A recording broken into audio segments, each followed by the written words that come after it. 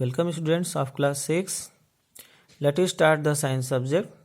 In previous lecture we study about the chapter water and this lecture is third lecture of the water chapter. Now continue this chapter. The topic is from where do we get water. ठीक है, मतलब कि water हमको कहाँ से मिलता है. From where do we get water? That you use. You may say we get water from taps. ठीक है ना. तो घरों में जो आप वाटर यूज़ करते हो वो टैप से यूज़ करते हैं. ठीक है, फिर उसके बाद ट्यूबवेल्स से यूज़ करते हैं, हैंड पंप से यूज़ करते हैं. तो now see water that we get from taps comes from the lake और river. Water from natural sources contains many impurities. In previous lecture we study about कि जो वाटर हम ग्राउंड से निकालते हैं फिर उसको फिल्टर करके तब ड्रिंकिंग वाटर मिलते हैं. तो इस तरह से जो नेचुरल सोर्सेज हैं वाटर के, उसमें वाटर में बहुत सारी इम्प्योरिटीज़ होती हैं, गंदगियाँ होती हैं. तो टू मेक इट फिट, उसको फिट करने के लिए, ड्रिंकिंग के लिए हम उसको क्या करते हैं, इम्प्योरिटीज़ को रिमूव करते हैं by the water filter. River और lake water is purified to make it for fit और ड्रिंकिंग पर्पज. ठीक है, दिस प्यूरिफाइड रिवर और lake water is supplied to our tap. तो ये जो वाटर जब फिल्टर हो जाता है तो फिर हम उसको टैप में अपने उससे सप्लाई करते हैं और फिर उस टैप से हम आसानी से उस वाटर को ले लेते हैं, मतलब यूज़ करते हैं.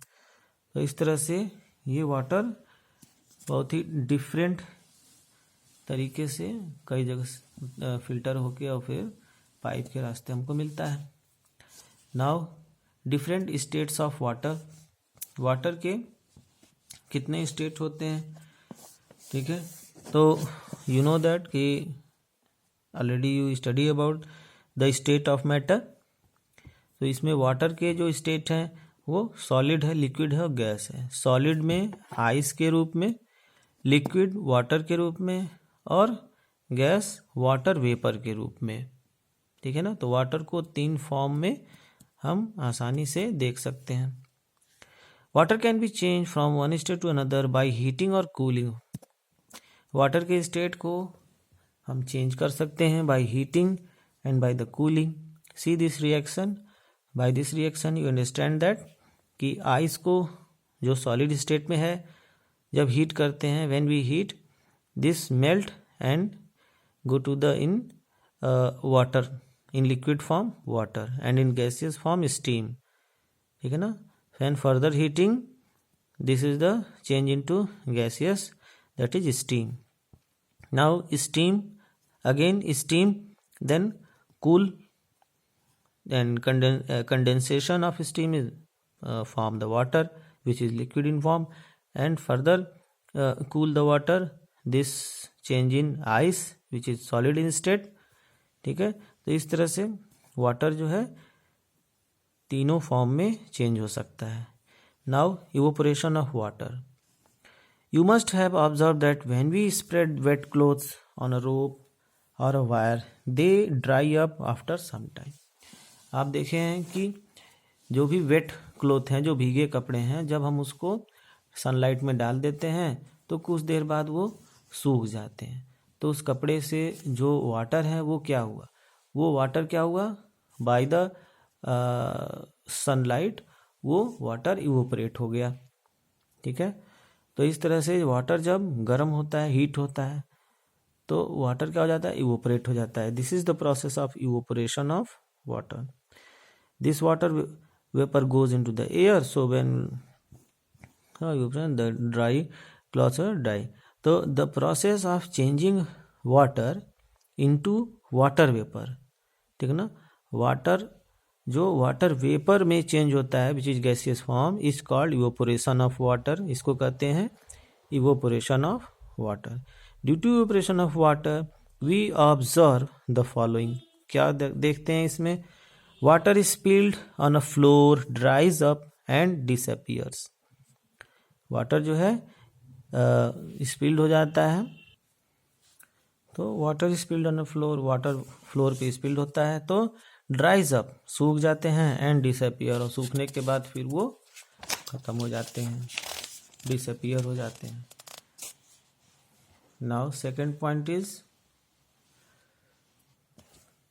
Water from wet roads, puddles and rooftops of our houses dries up and disappear। ठीक है ना। तो रेन के द्वारा जो वाटर कहीं भी कलेक्ट हुआ रहता है तो आफ्टर सनलाइट वो वाटर इवोपरेट होता है, फाइनली डिसअपियर हो जाता है। तो ये क्या है सब, evaporation of water. Salt is obtained when water from the sea is left in shallow पिट्स।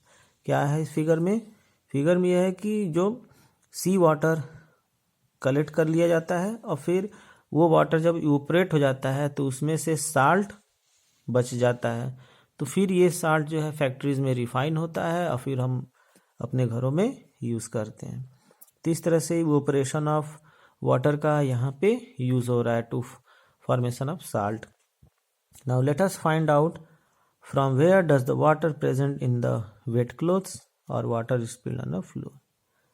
ठीक है, तो इसमें एक्टिविटी फर्स्ट है जिसमें कि to show that heat is required to evaporate of water. इसमें वाटर इवेपोरेशन के लिए हीट का रिक्वायरमेंट होना जरूरी है, हीट होगा तभी वाटर वेपर बनेगा। नाउ तो इसमें जो है थिंग्स नीडेड है 2 plates, measuring jar and some water. Methods में है कि take 2 similar plates, place one of the plate sunlight and other बराबर। मतलब कि एक प्लेट में वाटर को सनलाइट में रखिए, अदर को अनदर जगह डार्क में रखिए, सनलाइट में ना रखिए। ठीक है, फिर इस तरह से और भी चीज़ें हैं। अब हम देखते हैं डिस्कशन क्या है इसमें।